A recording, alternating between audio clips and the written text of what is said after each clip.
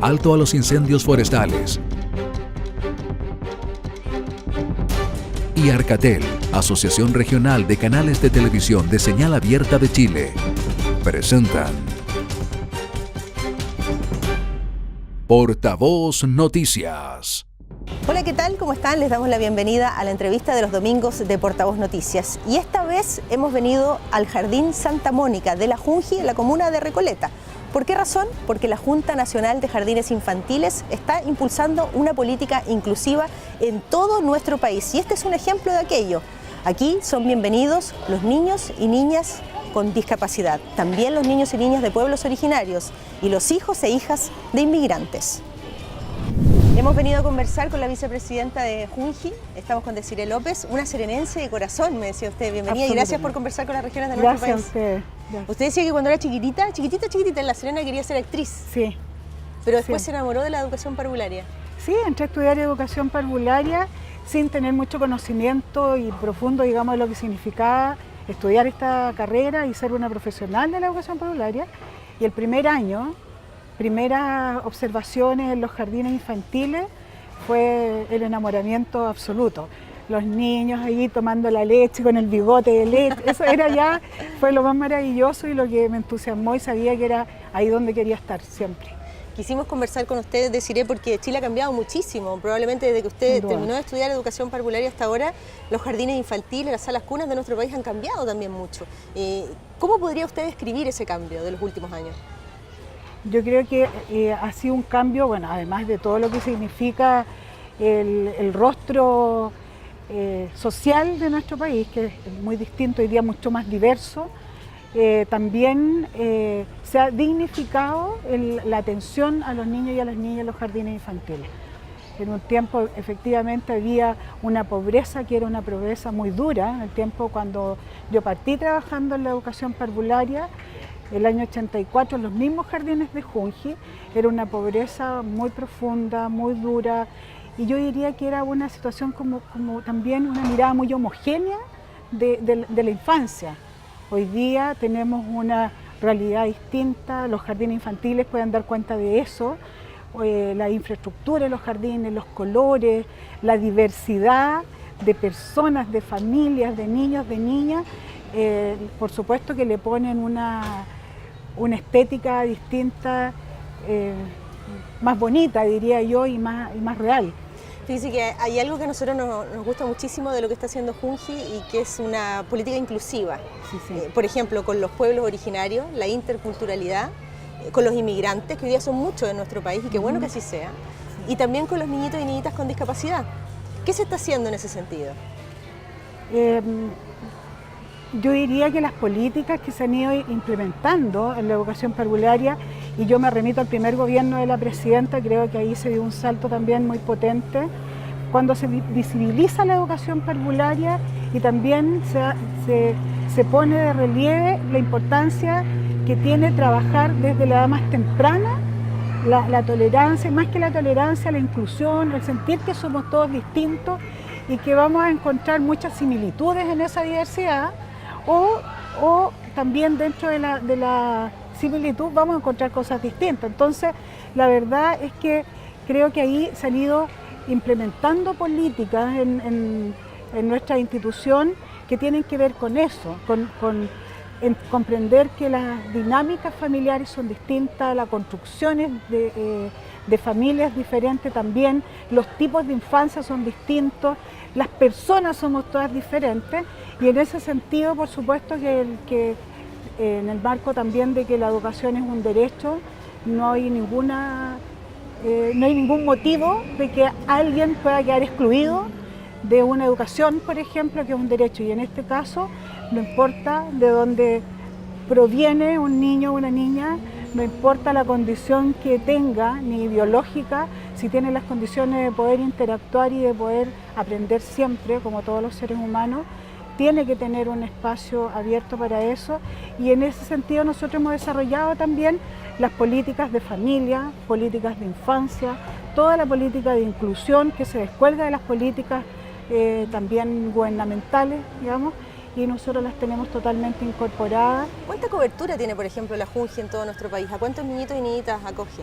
200.000 niños atendemos diariamente. Ajá. Y el 1% de esa población son hijos de inmigrantes. El 1% de esos 200.000. ¿Cuántos centros, por ejemplo, jardines infantiles, salas cuna, tiene la Junji en todo nuestro país? Nosotros tenemos alrededor de 3.000 jardines infantiles, considerando también las distintas administraciones, pero en general son 3.000 jardines infantiles. ¿Y dónde falta, cree usted, cobertura todavía? ¿En qué lugares de nuestro país? Hemos avanzado, yo diría que más bien, y me gustaría como referirme al salto tremendo que hemos dado en cobertura. Sin duda que siempre hay que avanzar, pero yo creo que el salto en cobertura que estamos dando es tan gigante que creo que eso se tiene que visibilizar, tal vez mucho más que todo lo que nos falta. Y eso hay que reconocérselo probablemente a la presidenta Bachelet en su duda, primer gobierno y en sin duda. este. O sea, yo creo que si hay un sello y la ciudadanía tiene que reconocer algo, yo creo que hay dos temas súper fundamentales que tienen que ver mucho con nuestra institución y que es el tema de las mujeres y de los niños y las niñas. La infancia. Aquí es donde precisamente nosotros podríamos decir que nuestra institución tiene esos dos rostros, los niños, las niñas y las mujeres. Y respecto de los inmigrantes en particular, ¿cuáles son las regiones, las zonas de nuestro país donde hay mayor cobertura de la Junji para niños y niñas hijos de inmigrantes? Nosotros tenemos la mayor concentración en Antofagasta, Ajá. en Tarapacá y en la región metropolitana. ¿Y cómo se expresa eso al interior de la Junji? Por ejemplo, ¿los hijos de inmigrantes tienen prioridad para la Junji? Sin duda, tienen prioridad. ¿Por qué? Primero, porque es un niño, una niña que no decidió venirse a nuestro país. O sea, por eso también, y en esto agradezco también todo el apoyo que nos ha dado Emilia Tillú, que ha hecho mucha investigación al respecto, y ella siempre nos aclaraba ese concepto. Los niños no son los inmigrantes, son hijos de inmigrantes y por lo tanto ellos llegan a nuestro país y quedan en una condición de mayor vulnerabilidad social porque sus padres no tienen redes en nuestro país. Por lo tanto, el jardín infantil se vuelve la puerta de entrada, la posibilidad de establecer esas redes y en ese sentido nosotros tenemos que darle una prioridad. Más prioridad tal vez que a veces está esta situación un poco tensa en que quién tiene más prioridad, un niño chileno o un niño inmigrante. ¿Y se le genera algún conflicto claro, a la Junji por eso? A veces hasta ahora no ha sido un tema relevante, pero sí en algún momento se ha producido esa discusión que dura muy poco afortunadamente. ¿Ya? Pero sin duda que se entiende en ese contexto también. Ahora, ¿qué le entrega la Junji a ese hijo o hija de inmigrante? ¿Cómo apoya? ¿De qué manera? Bueno, aparte de recibirlo y reconocerlo en su cultura, con su familia, con su idioma muchas veces, con su forma de nombrar las cosas, también en darle una formalidad a su situación dentro del país. Regularizarla de alguna manera. El hecho de, por ejemplo, trabajar en conjunto con el registro civil para poder otorgarle un RUT, que en principio puede ser un RUT ficticio para que entre en el sistema, pero es la forma de que ya empieza a tener un reconocimiento como un ciudadano dentro de nuestro país. Yo creo que eso ya es una tranquilidad enorme para la familia también, de saber que ya forma parte, digamos, de los niños y las niñas que van a aparecer en un registro en nuestro país. Eso ya es un punto importante desde lo más administrativo, por decirlo de alguna manera, pero yo creo que eso, si nos va acompañado del acogerlos amorosamente y respetuosamente en relación a lo que son, a cómo ellos se fueron constituyendo en su propia cultura, yo creo que no tendría mucho valor. Lo importante es cómo hemos hecho de la inclusión hoy día algo cotidiano y que nos ha enriquecido muchísimo esta mirada distinta que tenemos que tener de la sociedad, que es una sociedad totalmente diversa Y ahí es donde está la riqueza, precisamente. Eso le quería preguntar, bueno, le queremos contar a la gente que hemos salido a terreno nuevamente y eso tiene algunas ventajas y desventajas. Ventaja, el poder estar en un jardín infantil, conocer el trabajo que están haciendo y bueno, de repente se nos atraviesa algún avión o algún helicóptero, pero es parte del tipo de entrevista que estamos haciendo. Riqueza. ¿Y por qué quiero centrarme en esto? Porque algunas personas verán con alguna distancia este fenómeno, ¿no?, de recibir una gran cantidad de inmigrantes, sobre todo en el último tiempo. Estamos llegando a estimaciones que dicen que viven en Chile ya a estas alturas prácticamente 400.000 extranjeros. Y algunos dirán, o mirarán esto con distancia y dirán, si la salud, la cobertura de salud y educación no alcanza ni siquiera para los chilenos, ¿podremos llegar a integrar también a los extranjeros? Y por eso quiero hablar de las ventajas también de esto, no mirarlo en términos tan negativos, sino también a lo que significa para un niño o para un bebé crecer también en la interculturalidad.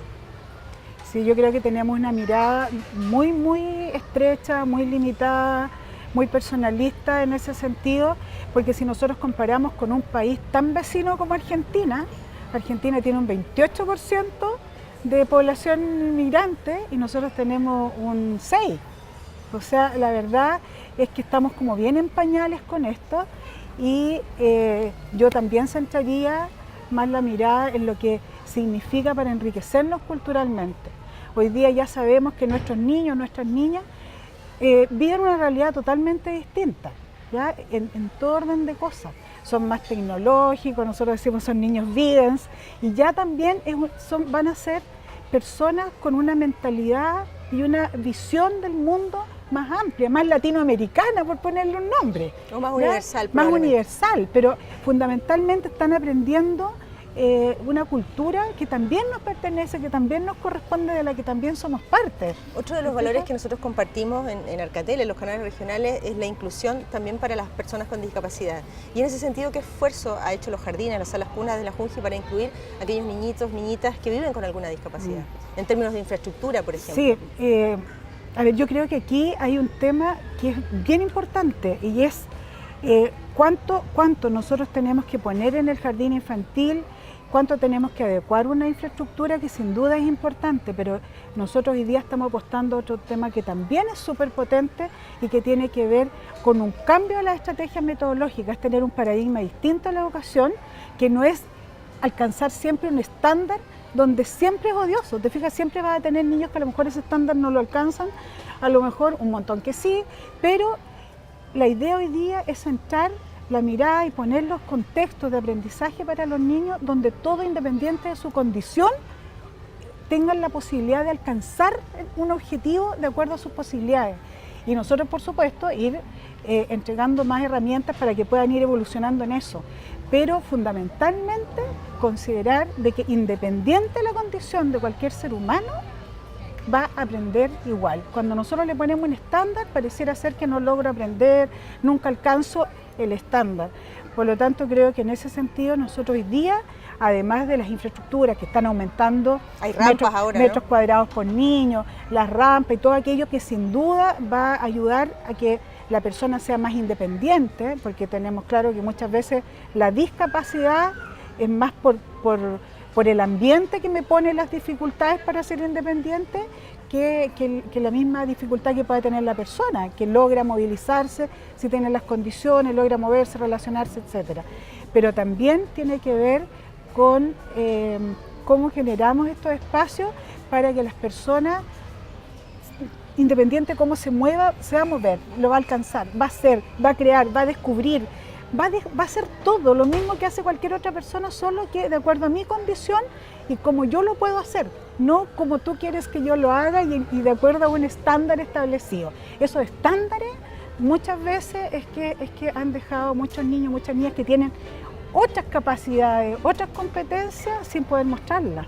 Desiree López, vicepresidenta ejecutiva de Junji, muchísimas gracias por conversar con nosotros. Gracias a ustedes, ha sido muy grato. Gracias. Bienvenido a los domingos en pijama. Bienvenidos a escuchar lo que nos gusta. Bienvenidos a los almuerzos para dos.